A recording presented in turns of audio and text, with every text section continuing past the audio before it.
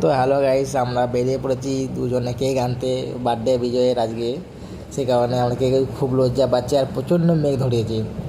আমরা যাচ্ছি, তোমার প্রায় 6টা বেজে গেছে। 6টার টাইমে আমরা বেরিয়েছি ঘর থেকে। টোটো একটা পেয়েছিলাম, প্রথম ভেবেছিলাম সাইকেলে যাবো, তারপর টোটো পেয়েছি, টোটোতে যাচ্ছি। টোটোতে যেতে যেতে ভিডিও একটা শ্যুট করলাম আর প্রথমে টোটো নামার পর থেকে ভিডিও বানাতে ভুলে গেছিলাম। অর্থাৎ বিজয় প্রচণ্ড ক্যামেরার সামনে আসতে প্রচণ্ড লজ্জা পাচ্ছে। এই প্রথমবার আমার ক্যামেরার সামনে এসছে সেখানে প্রচণ্ড লজ্জা পাচ্ছে। যাই হোক, টোটোয় আসছি আর প্রচণ্ড মেঘও করেছে, প্রচণ্ড একবার জল হয়ে ছাদারে দাঁড়িয়েছিলাম, তখন ভিডিও করা হয়নি। ভিডিও এখন এই ছাদারে অনেকে দাঁড়িয়ে ছাদারে মোটামুটি আমরা 5-10 মিনিটের মতো দাঁড়িয়েছিলাম, 5-10 মিনিটের মতো দাঁড়িয়েছিলাম। তো ওখান থেকে বেরিয়ে পড়েছি আবার, জলটা থামানোর পর ভালো জলটা হয়েছে।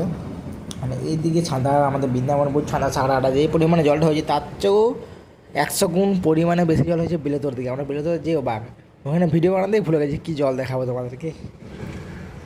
মানে এত এনজয় করে গেলাম এখানে, পুরো ভিডিও বানাতে ভুলে গেছি আমি।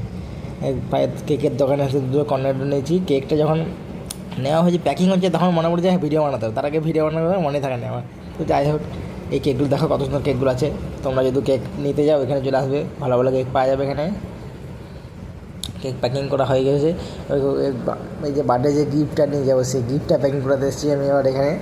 চলে গেছে বিজয়ের বাড়ি, চলে গেছে বিজয়ের বাড়িতে। এখন প্রায় অন্ধকার হয়ে গেছে, প্রচণ্ড জল হচ্ছে বাইরে, অন্ধকার, লাইন ফাইন চলে গেছে। তাই লাইন চলে গেল, বলাতে না গিফট প্যাকিং করবে। গিফটটা প্যাকিং হচ্ছে, দেখতে পাচ্ছ অনেক কিছু আছে গিফটের ভিতরে। গিফটটা দেখানো যাবে না, গিফটটা এই যে গিফট রেডি হয়ে গেছে আমাদের। এই যে একজন দাঁড়িয়ে আছে মাথায় যে হ্যাপি বার্থডে মুকুটে পরে সেইটা দাঁড়িয়ে আছে, ভাগনা হয়। 5টা চকলেট দেওয়া হয়েছে গিফটে। যদি ভিডিও ভালো লাগে লাইক কমেন্ট শেয়ার করবেন। তারপর ফাইনালি ওদের বাড়ি চলে এলাম কেক কাটার জন্য। কেক কাটার জন্য সব একখানে ওয়েট করছে সব, তখন কেকটি কাটা হবে। কেকটি যেটা কাটা হবে তখন খুব একটা আলাদা অনুভূতি, একটা আলাদা অনুভূতি বলে বোঝা যাবে না। এই যে অনুভূতিটা, কেক কাটার অনুভূতিটা, এই যে কেক কাটা বসেছে দেখতে পাচ্ছ, এই যে অনুভূতিটা কি এনজয় সত্যি। মানে একটা জন্মদিন, যে একটা শুভ দিনে হয় আছে। তো এখানে প্রথম তিলকে গেছে, এতটা ভয় খেয়েছে।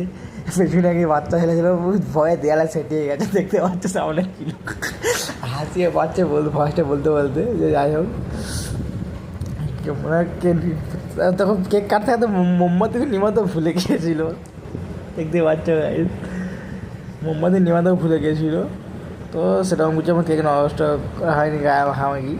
তারপর দেখতে কেক কাটা গেলো, মোমবাতিগুলো আবার জ্বলে গেছে, মোমবাতি বারুদ ছিল মোমবাতি, সেই কারণে জ্বলে গেছে, নিমানো হয়েছিল। আর এই যে একটা